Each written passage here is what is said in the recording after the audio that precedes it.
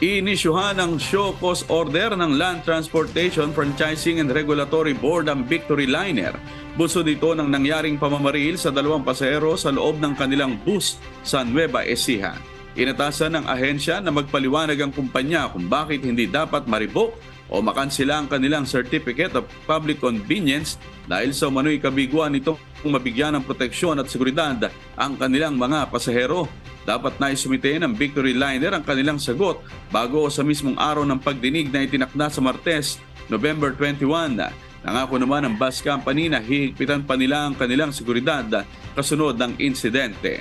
Sa inilabas na pinakabagong pahayag ng Victory Liner, tiniyak nila na makikipagtulungan sila sa mga otoridad para sa tuloy-tuloy na investigasyon sa pangyayari.